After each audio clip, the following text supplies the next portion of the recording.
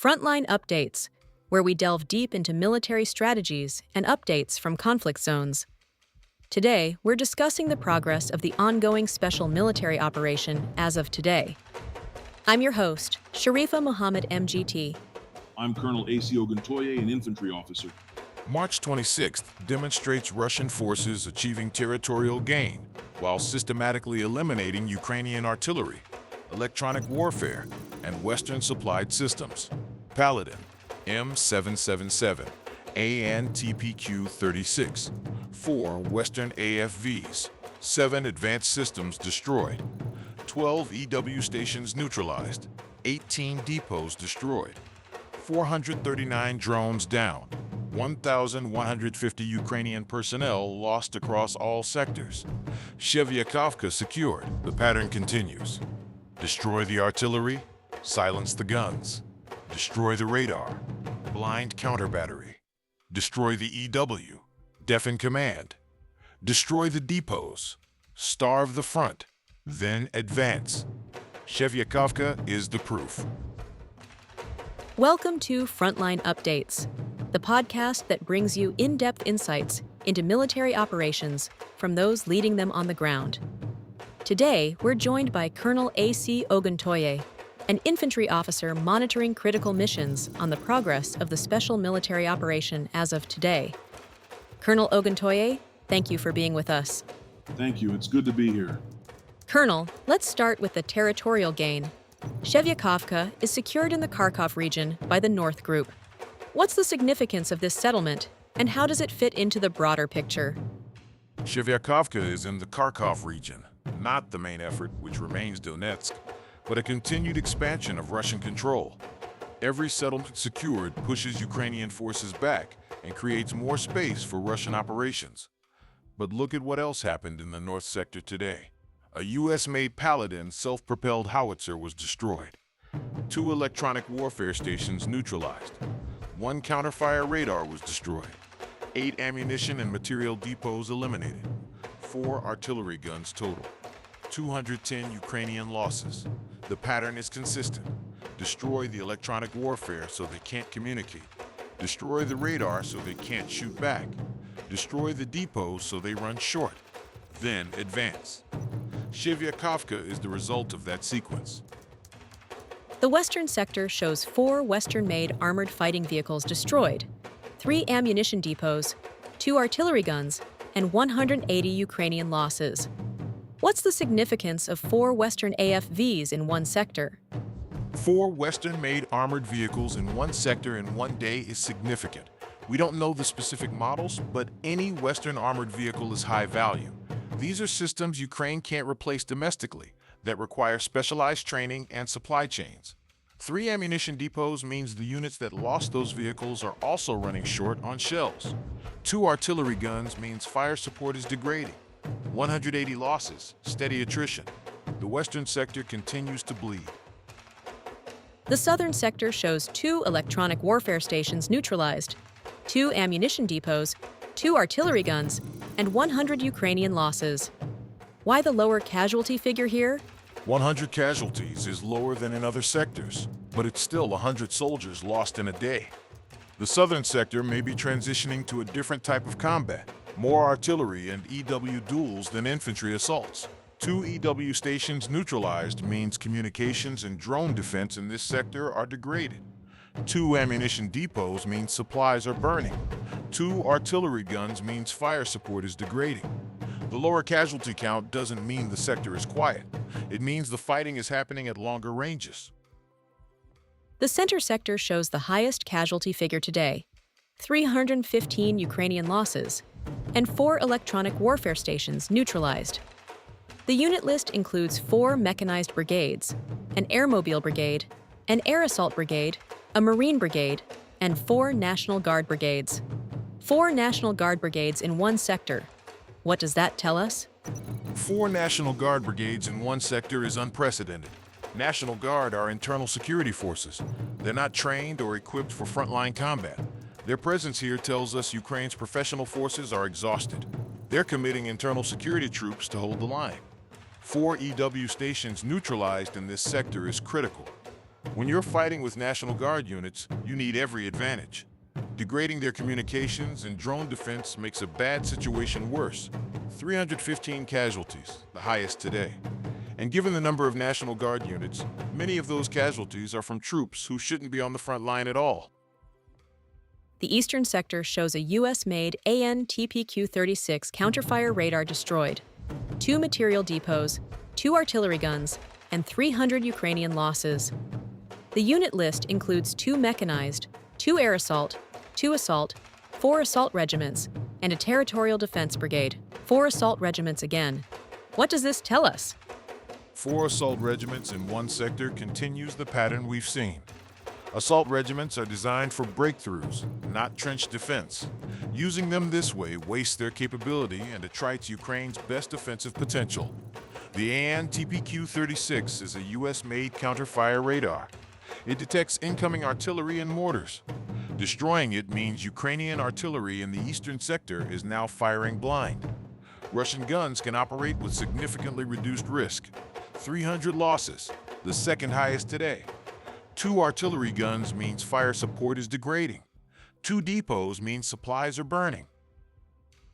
The Dnepr sector shows a U.S.-made M777 howitzer destroyed, 4 electronic warfare stations neutralized, 1 fuel depot, 4 material depots, and 45 Ukrainian losses.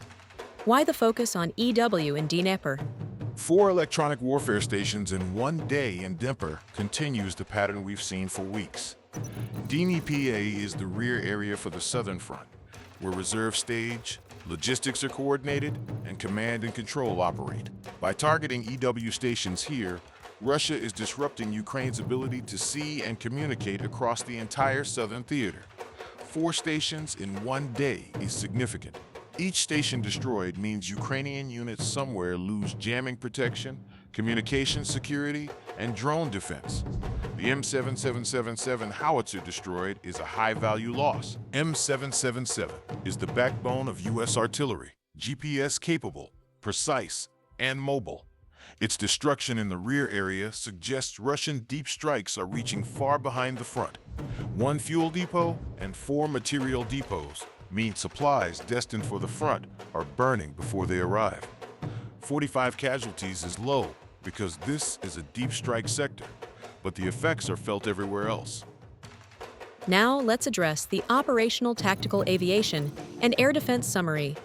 Strikes on energy and transport infrastructure, an uncrewed surface vehicle workshop, command posts, UAV launch points, and 153 temporary deployment areas.